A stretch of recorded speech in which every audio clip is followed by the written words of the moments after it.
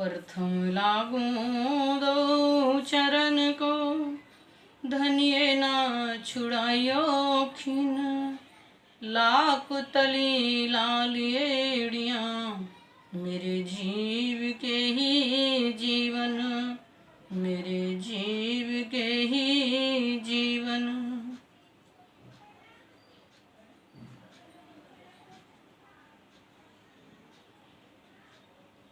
प्रणाम जी।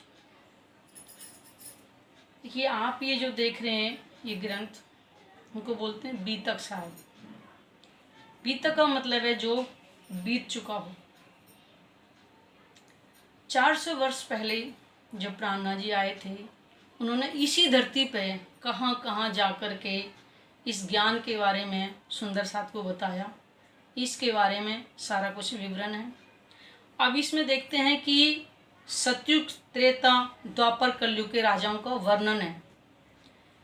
राजा तो बहुत हुए, लेकिन इसमें जो राजा धर्म के आधार पर जो हुए थे उनका इसमें वर्णन है। लिखा है कि भविष्य पुराण में राजा कहे युग चार, वचन जो है व्यास के ताको करो विचार। यानी कि सतयुग में 17 राजा राज कर चुके होंगे, तब आएगा त्रेता। त्रेता के अंदर 29 राजा राज कर चुके होंगे, तब आएगा द्वापर। और द्वापर के अंदर 19 राजा राज कर चुके होंगे, तब आएगा कलयुग। और कलयुग में भी 19 राजा जो राज कर चुके होंगे, तो 20वां राजा जब औरंगजेब होगा, तब वो निष्कलंक अवतार होगा। अब आइए,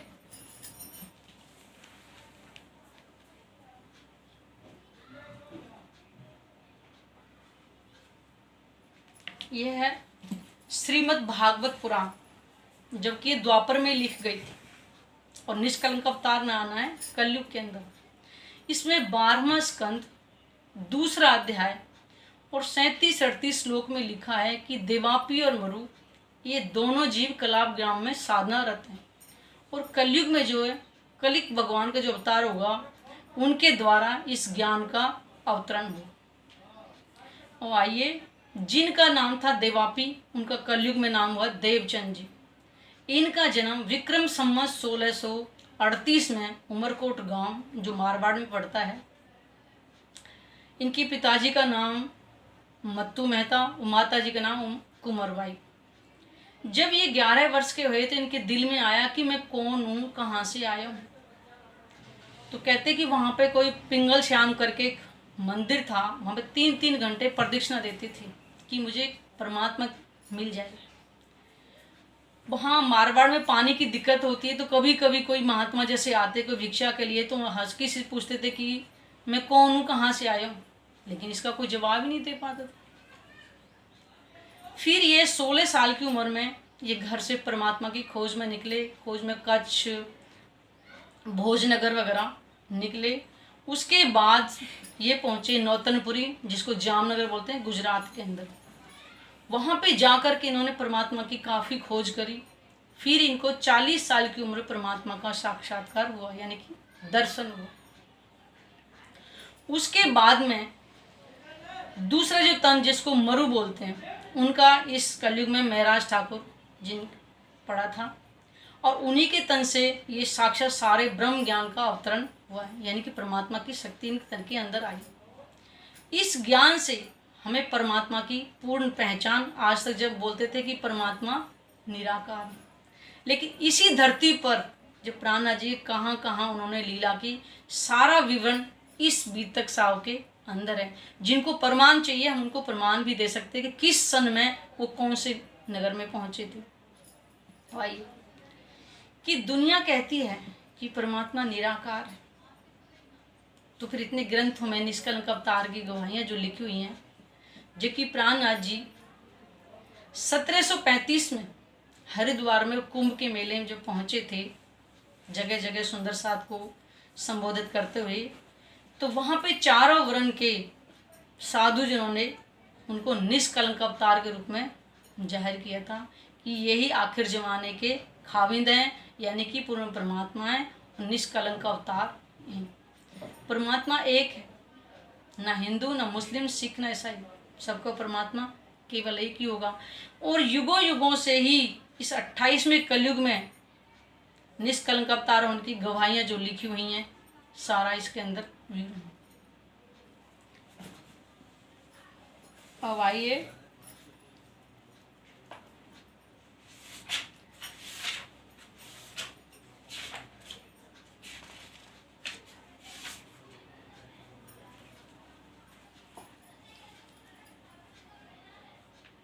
पुरातन स्वसाखी ग्रंथ सिख धर्म से, जिसके पृष्ठ 65 और 66 पर स्पष्ट लिखा है, नेह कलंक होए उतरसी महाबली अवतार, सत संत रक्षा जुग जुग करे दुष्टा करे संहार। यानी कि उस कलयुग में नेह कलंक अवतार होगा जो दुष्टों का नाश करेंगे और संतों की रक्षा करेंगे, जिसे निष्कलंक अवतार। बहुत ग्रंथों में लिखा है कि वेदों कहिया आपसी बुद्ध ईश्वरों को ईश, कलयुग सराई मैट के मुख देसी सबो जगदीश। वो परमात्मा आएंगे जब घोर कलयुग हो जाएगा, उस टाइम आएंगे।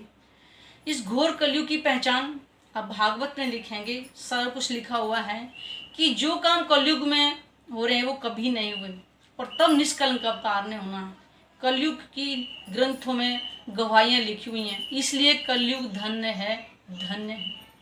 क्यों धन्य है? क्योंकि उस परमात्मा ने इस कलयुग में आना है, इसलिए धन्य है।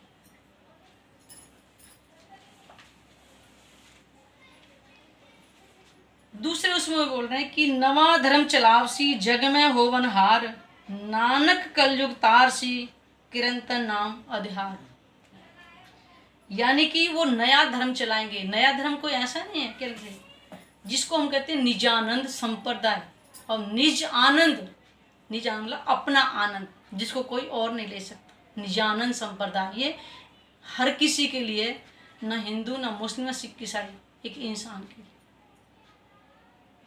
ये सबके उद्धार के लिए निज आनंद सबको चाहिए। आज पूरे संसार में कहीं भी घूम के आओ, अगर कोई ये बता दे कि मैं आज आनंद में हूँ, मैं उनके चरण छू लूंगी। चाहे कोई आज 1000 रुपये डेली का कमा रहा है, 2000 कमा रहा है, लाख भी कमा रहा है ना, लेकिन किसी के पास आनंद नहीं। आनंद किसके पास है? जो केवल एक परमात्मा के चरणों से जुड़ा हुआ है, उसके पास आनंद मिलेगा। चाहे धन हो या ना हो, वो सब्र में ही गुजारा करेगा। इसीलिए कहते हैं सच्चिदानंद। सच्चिदानंद सत्य है, चेतन है और आनंद में वो एक परमात्मा केवल। आज ये देखो ना कितना हाहाकार मचा हुआ है यहाँ पे। क्यों है? क्योंकि यही तो पहचानेगी कि घोर कलयुग हुआ, यदि इंसान आश्री बुद्धि हो जाएगी इंसान के अंदर, सारे गुण जानवरों जैसे हो जाएंगे। आज ये हो रहा है जो, तो वो निष्कलंक अवतार होगा। इस समय जो परमात्मा के ज्ञान से पहचान करके ध्यान से जुड़ा है, उसके लिए आनंद, उसे कोई इतना फर्क नहीं पड़ा। इसलिए हमारे पास इस ब्रह्म ज्ञान से परमात्मा को पाने के लिए 4 चीज़ें जो अमूल्य हैं, हमारे पास चारों हैं। सबसे पहले मनुष्य तन, उसके बाद है भरतखंड भूमि जो सबसे पाक मानी गई है, उसके बाद कलयुग, और चौथा है पार्वन के चरण कमल जो मैं ज्ञान से पहचान होगी। आज परमात्मा निराकार निराकार सब कह रहे हैं, लेकिन ये इतना सुंदर जो ब्रह्मांड बनाया है इस समय, वो निराकार कैसे है जो बना सकता? जैसे कुम्हार है, कुम्हार मटके को बनाएगा, कुम्हार है तो मटका बना रहा, कुम्हार नहीं तो मटका कौन बनाता? ऐसे अगर परमात्मा निराकार होता कि ब्रह्मांड बनाने और मिटाने का काम कौन कर सकता? लेकिन परमात्मा की शक्ति से ही ये ब्रह्मांड बनते और मिटते हैं। इसका पूरा विवरण जिसको चाहिए हम आपको प्रमाण के द्वारा दे सकते हैं सब कुछ, क्योंकि हमारे पास सारे ग्रंथ रखे हुए। लेकिन अब होता है कि परमात्मा को हम कैसे पाएं? देखिए, परमात्मा को पाने के लिए हमारे साधन है ज्ञान। ज्ञान से ही परमात्मा की पहचान करें और फिर उनके चरणों को ध्यान करें, तो हमारे जो जीव के जो संस्कार कटेंगे और हम आवागमन से मुक्त हो जाएंगे। जो हम जन्म मरण हमेशा कितने लाख योनियों में, 84 लाख योनियों के बाद घूम कर एक बार मनुष्य तन मिलता है, और मनुष्य तन को में ऐसे खाए पिए और ऐसे ही हमारे, जबकि हीरा जन्म कहा गया मनुष्य तन को, क्योंकि मनुष्य तन ही एक ऐसा है जिससे हम परमात्मा की पहचान कर सकते हैं। नहीं तो पशु पक्षियों में और इंसानों में कोई अंतर नहीं है।